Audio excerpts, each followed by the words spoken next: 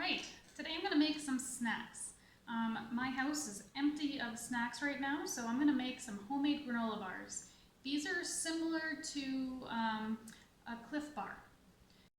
All right, so in the saucepan, I'm going to put a half cup of butter, 3/4 of a cup of peanut butter, and I use Adam's brand because it's the right name, vanilla, brown sugar, which I keep in an airtight container so it lasts a little longer, and corn syrup. I don't normally like to use corn syrup. The whole process of making corn syrup kind of irks me, but this is a product that, for some reason, it's the only way that this granola bar stays malleable. If you try to use honey or maple syrup, it gets really, really firm. So this is the only thing I use this for. Now, in your bowl, you're going to put oats. These are large flake oats. I like to use large flake because they keep their shape more. Coconut, and then you can have a choice of fillings. So today on hand I have nuts, so I have almonds and I have pecans. I also have dried apricots, which I find lovely in these. And what granola bar is not complete without chocolate? So all those things are going to get put together. It's going to look like there's not enough liquid to go into the dry, but it all comes together. All right, so I've pre-measured some of this stuff for you. So I have my 1 cup of brown sugar. My vanilla is already in there. I have my 3/4 of a cup of peanut butter. So I have a half plus a quarter. And I just scoop them in with a normal eating spoon, and then I kind of leveled them off. Now, when it comes to the syrup, I sprayed down the measuring cup with a little bit of cooking spray. It's not required, it just makes life a little easier. Okay, and we want to get this poured until you have the meniscus. So that means until you have just a little bit more than you think you need, so you get that little curvy edge. I don't know if you can see that, but it's right at the edge of coming over. It's got that nice curve to it. Just going to pour that in there. And it's coming out so nicely because of that cooking spray. Okay, just get the rest of it with the spatula and almost clean, see? All right, and then the butter. So you need a half cup of butter, and I've cut that right from the package, so it's good to go. I'm gonna cut that into slightly smaller pieces, just so it melts a little bit better.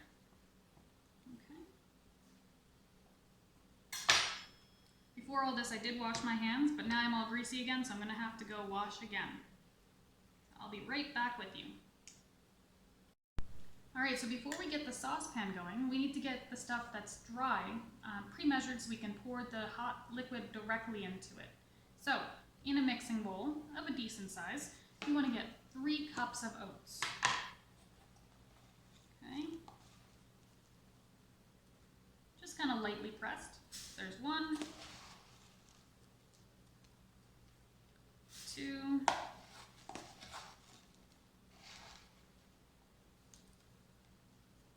and 3. Okay. You can set those aside. We also need 1 cup of filling. Now I'm going to do the pecans and almonds that I have. I'm going to use the rest of the pecans because they're my favorite. And then top that up with almonds.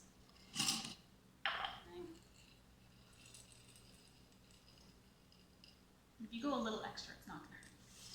Okay. Now before, there have been times where I haven't had nuts in the house, and I've used sesame seeds, I've used sunflower seeds. Really, any seeds would be great in this too. Pumpkin seeds were fantastic. So those all work. Other nuts work, but pecans and I think the sunflower seeds were my favorite. I don't have any sunflower seeds, so pecans and almonds work great. I'm going to put in a half cup of apricots, but now these are quite large, right, in comparison to a pecan. So I'm going to have to chop them. I'm just going to pre-measure them first. Okay. Kind of lightly press that down in there. I'm going to put them on my cutting board and I'll cut them in just a minute. I also need a half cup of coconut. If you use sweetened or unsweetened, it doesn't really matter. This is sweetened and shredded. So a half cup of that.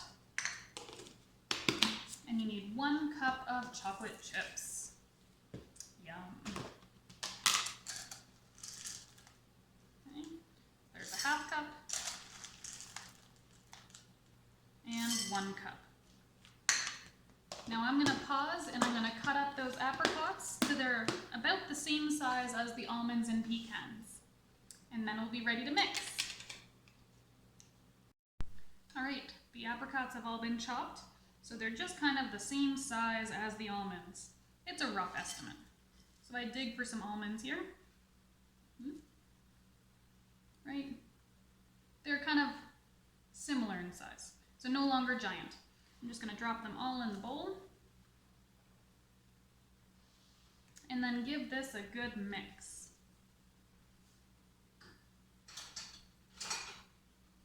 With a rubber spatula.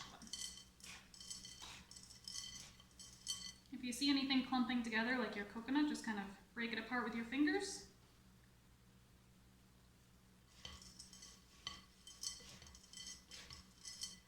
Just want it to be well distributed.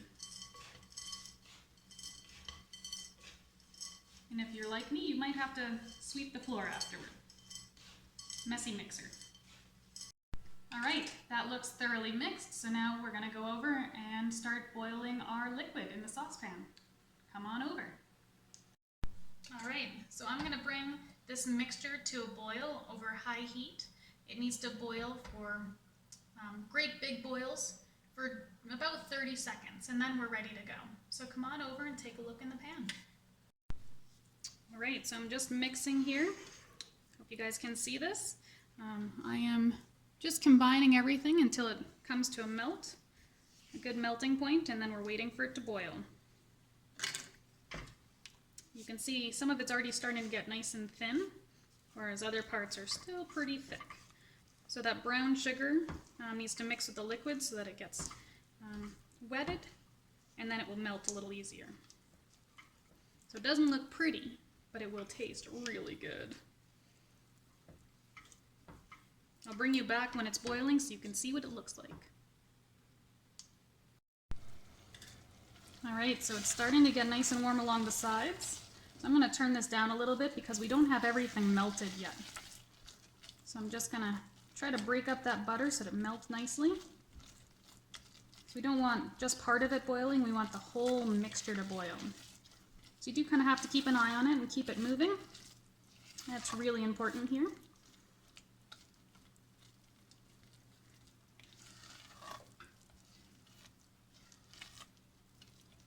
It's been about 3 minutes so far, so we still have a little ways to go.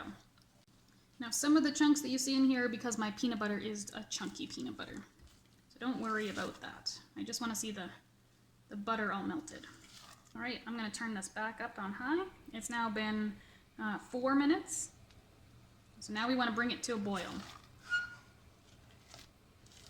And again, this doesn't have to be done on a gas stove. It can be done on electric.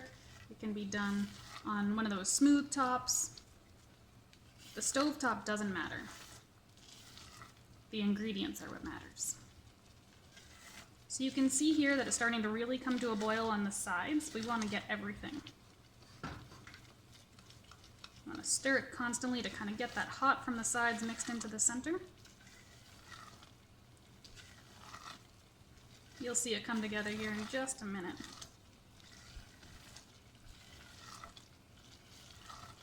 The frothiness on it is what we want to see. We're getting really close. Now this stuff is smoking hot, so make sure you don't spill it on yourself. Okay. So you can see that it's boiling nicely in the center section now, and all the frothiness around. That means that we are ready to go. All right, we are ready to pour our still slightly bubbling liquid, all the peanut butter mixture, into our dry mixture. I'm gonna save that spoon or spatula for later, and I'm just gonna pour this all in. It's not gonna look like there's enough, but trust me, there is. Now, One thing I want you to make sure, there's still a lot of good stuff in there. Make sure you scrape that all off and into your bowl. This pot should look clean. And if you let it sit too long, it will start to harden up on you, so you want to scrape it as soon as possible. Okay, I'll set that aside. Now I'm going to start to dig and kind of fold. The chocolate chips are going to start to melt right away, and they'll kind of create some more liquid to work with. Okay? Don't touch the sides of your bowl if you can help it, because that liquid is going to be hot. It was just boiling a second ago. So I'm just going to mix.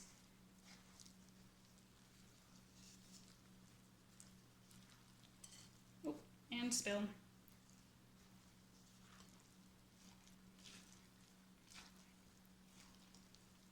Just dig to the bottom where all the liquid is and all the dry. And kind of try to flip it over. You want to make sure all the dry stuff is touched by the liquid.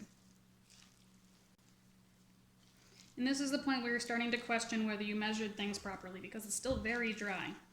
But any second now it's going to come together. Kind of mixing and pressing.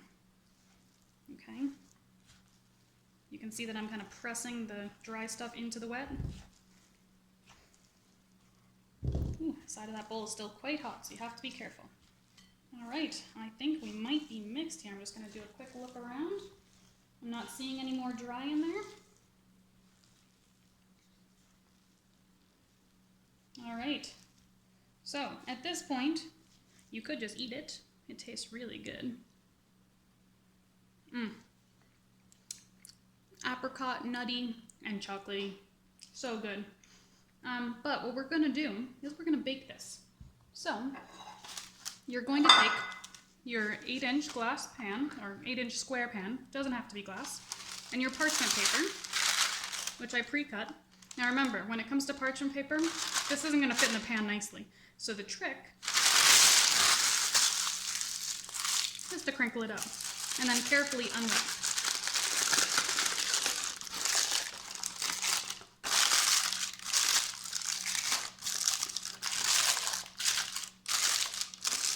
And then it stays in your pan a little bit nicer. I just have this silicone mat underneath so it doesn't slide around as much and makes it a little easier to work with. Now you take what's in your bowl and you're going to dump it in your pan and press it in. You want to press it really firmly, and I'll show you a trick to that in just a second. All right, so I've pressed all of it in. All I did was dump it directly into the bowl, the pan here, and then I pressed it with the spatula. But there's still some little air gaps that I can see kind of in the corners. So the best trick to getting this all pressed down is to use another piece of parchment. I'm just going to kind of press this in here and then use my fingers. But if I was just to use my fingers directly, I'd get really sticky. So I'm just going to press along the edges, pick it up, and move it over to this side and kind of press again. Okay, so now it is a much more smooth top and kind of even. There's no air gaps in there. So now we're going to put this in the oven for 25 minutes, and I'll show you what it looks like when it comes out. All right, the granola bars have been in the oven for just about 25 minutes, so here we go. Are you ready? Let's just turn that timer off and pull them out of the oven.